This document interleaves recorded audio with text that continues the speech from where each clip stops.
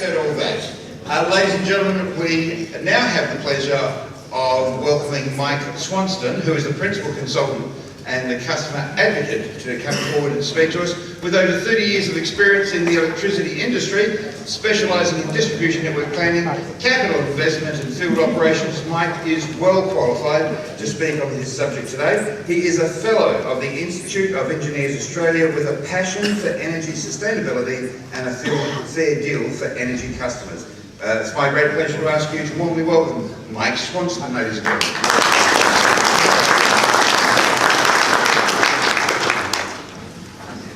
G'day guys, thank you very much for the opportunity to come and say good day, and I apologise for the 1976 airbrush photo. Okay, here we go, the dreaded control. I can do this. I was hoping to do a presentation, especially after Sue's presentation this morning, I could work in the concept of, I desperately want, if you look in the top left-hand corner there, you can actually see the forest spider's crack bitch. That'll be my takeaway from this conference, I think. I'm so impressed with those who were here this morning. It was a great talk. Anyway, I want to talk a little bit about behind the meter, which is a bit crazy because I spent my life looking at the front of the meter, and anything under 11 kV, I break out a cold sweat and hide in the corner. But anyway, my interest lately has been what the heck's mum and dad doing in customers. I left the distribution industry about 3 years ago. Haven't worked so bloody hard since. There's a few lines you can drink into that. But what's going on with the customer and the energy customer is just a crazy and very unhappy place. Interestingly, I was able to read a draft that the CEO in one state had written in their presentation to consumers and the Australian Energy Regulator, and it started what an exciting time this is, and wonderful technology and capital investment and growth and demand response, and what a wonderful, wonderful time it is for energy customers. And I remember reading that and going, what a lot of bullshit. Customers are scared stiff out there, as you blokes know just as well as I do. You try and explain to the person next door about where energy prices are going. They've read every paper that says blackouts, blackouts, blackouts.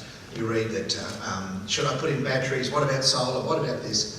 People are desperate for some guidance when it comes to the energy space at the moment. It is not a pretty place, which is very sad, because it's a wonderful industry, but we're not in a really good spot.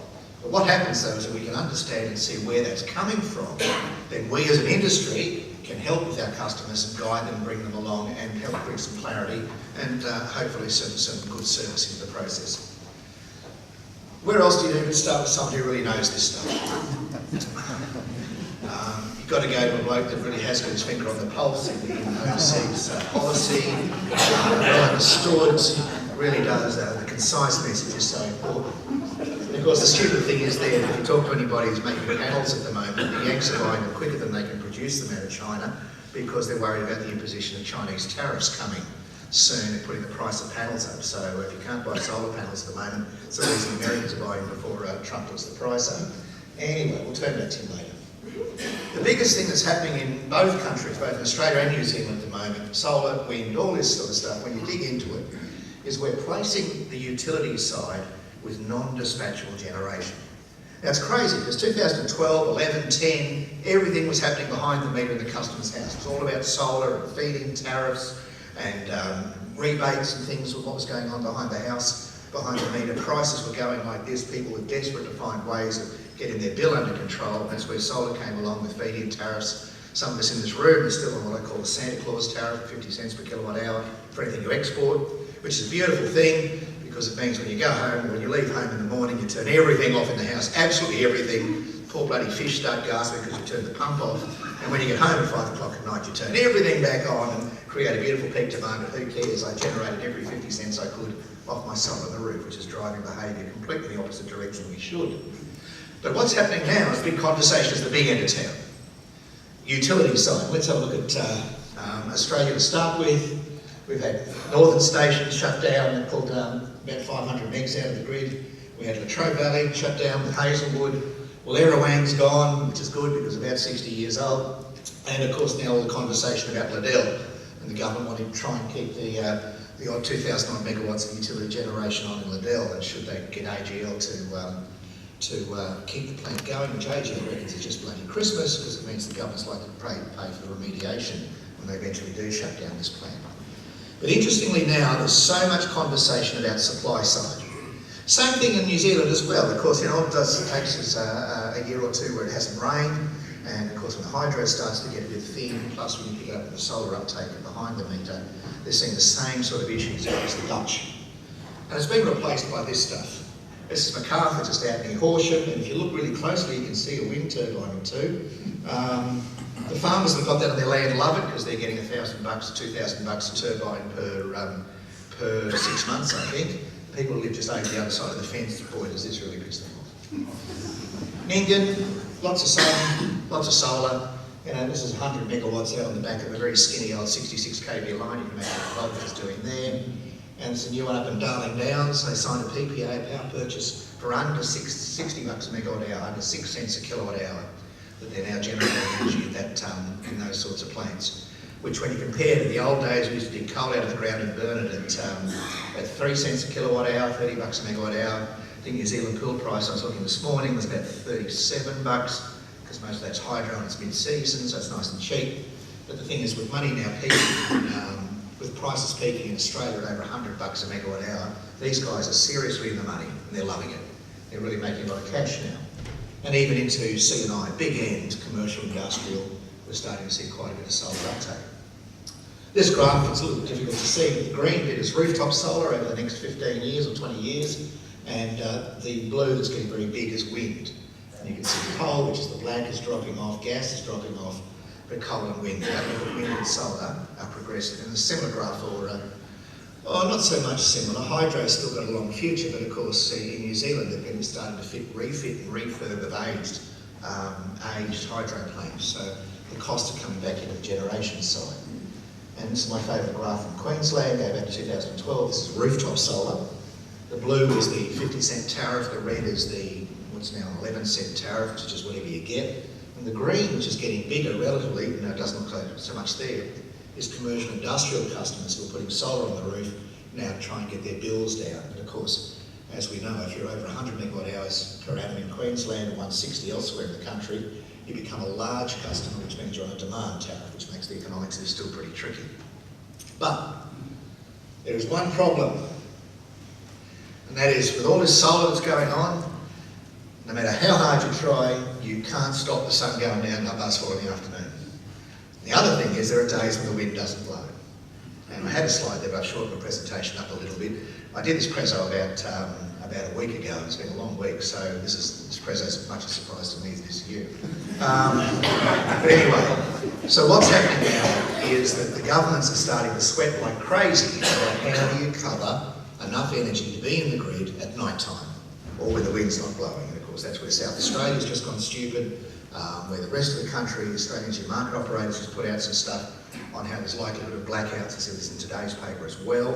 And you've even got the Energy Authority in New Zealand, where they're starting to be very concerned about with the shutdown of Huntly, and if there's no rain, and where does the gas come from, all these sorts of things. So you've got the same issues about how do we keep security at the front end, at the big end of the generation chain. But you go, and of course the other thing with Queensland, of course, Australia, is that when the sun does go down, they're burning gas. You can't start and stop a coal-fired plant quickly, but you're a bit faster with gas. Gas is now up at $9 a terajoule, which is triple the price it was 3 years ago. And hence we're seeing stupid energy prices.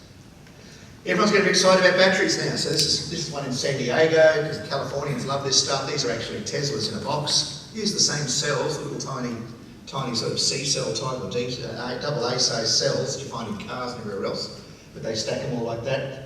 That's similar to the one that South Australia are thinking of putting in to try and smooth out all their wind generation and solar. But of course that ain't cheap. That ain't cheap. Two of those modules at the front is basically what Vector put into their Glen Ennis substation in Auckland recently.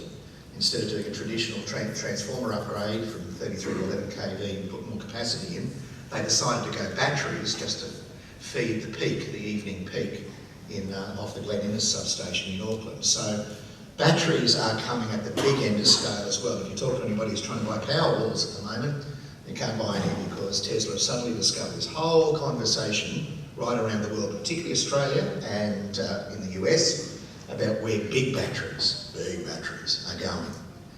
Australia has got a particular fascination with big batteries. We are a world test point because we have the coincidence of 4 preconditions that really make it exciting. One is prices going stupid. We've got pool prices going high. Second one is that we've got a real concern about the reliability of supply now that we've lost all this coal-fired, big grunty sort of generation, now relying on non-dispatchable generation. Third thing is Australia has got a fascination with new technology. Highest penetration of rooftop solar in the world per capita in Queensland and South Australia. So that's why so many of these big firms, that's why Elon Musk ducks over here, not only to see his girlfriend, but also to come and visit and see what he can do about batteries in Australia at the big end of town, because there's so much focus there. You know, it was only 12 months ago we were talking about batteries behind the meter. When Jamie comes up and talks, we're still in that space.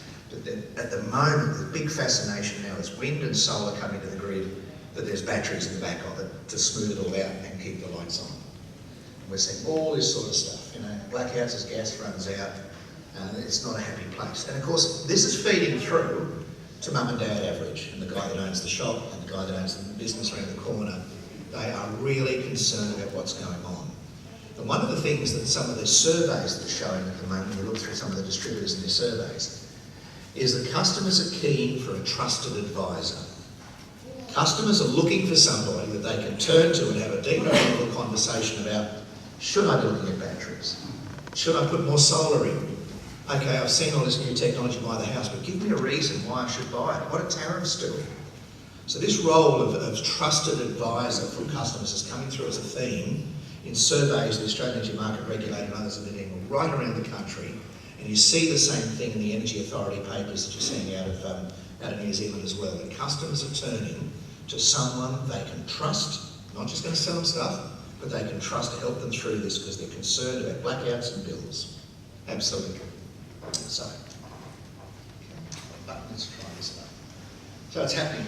The big word at the moment we're seeing now too is changes to tariffs. Cost reflective pricing is going to change. And the second one is demand side bidding. These are two big ticket items that are starting to get a real run in through the markets, and they're going to filter through to end use customers, whether they be small business, large business, or mums and dads, is these two concepts of cost reflective pricing and demand side tariffs and demand control. And I'll dig into those a little bit later. But here is the major concern that we're seeing in America. Of course, they've got that pretty well sorted. They don't have that problem in America, according to our mate Mr. Trump. Mind you, I did this a week or two ago, so that happened. And then this was the second one that came out after that. Maybe don't come to Florida. And bills are going crazy. Yeah, the bills have doubled in Australia and New Zealand. That's our retail price in, I think, Hamilton and Greymouth. I just tried to pick a couple of lines businesses to see where their tariffs were going as well. So the key message is customers are looking for solutions. And it's not just automation solutions. You know, I did wander around outside there. I'm just amazed at some of the technology that's now available by small and large types of businesses.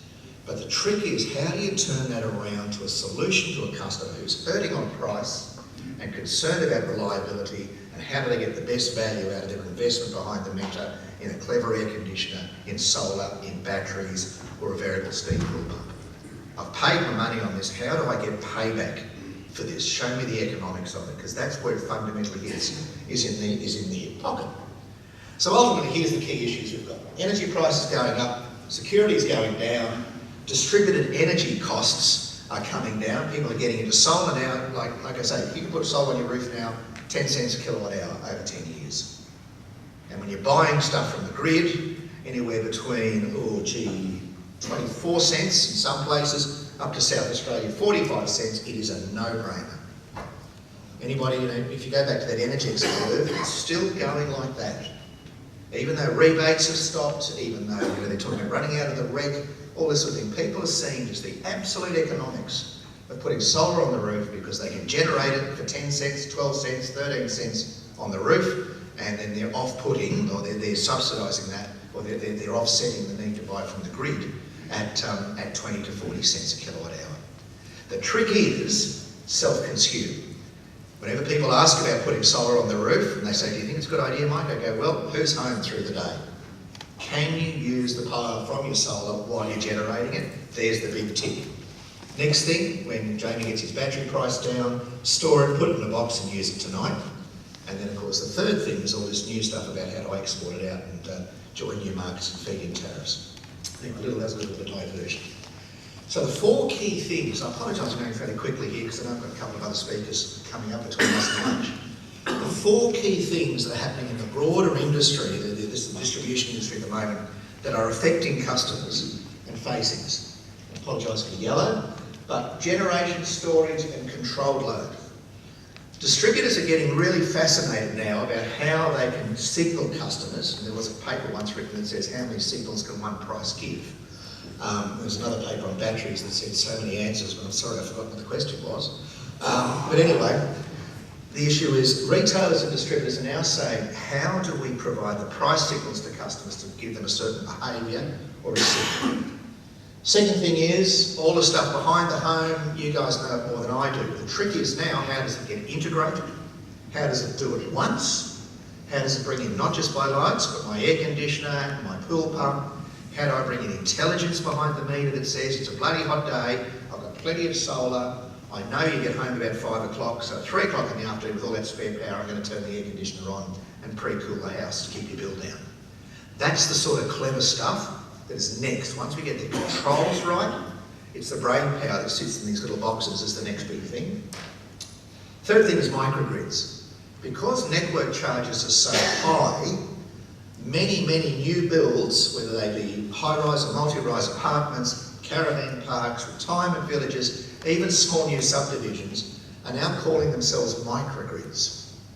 And a microgrid is when a number of homes and businesses come together into a cooperative. It sounds very much like the Kiwi version of trusts turning the clock round. But how a community come together and they will buy and trade their own energy. And one connection to the grid called a thin connection. But they basically have their own solar and they have their own batteries. And they put batteries over there in that spare building over there. And we put solar over in the paddock and you've got 40 houses over here and you're not home. This microgrid trading is starting to get real legs around the place now. And thinking, but of course the big challenge with microgrids is the same thing as we go with batteries, is where are the standards? Now, Energy Authority New Zealand has put out some microgrid standards on metering and those sorts of things. Australia's still lagging behind on how they get around the whole retail distributor bit in microgrids. But this idea of microgrid basically is a number of premises and energy users together that have banded together in the commercial arrangement, own their own little bit of grid, put in their own renewables and tucked in, and then they just have one single connection to the network. And of course, the last thing, and I'm not quite across this one yet, and this is about energy trading, where you read a lot now where people are saying, I've got batteries behind the meter, and the grid has spoken to me and said, it's a very hot day, we need more supply at 4 o'clock in the afternoon, so it's going to turn my batteries on and feed back out to the grid.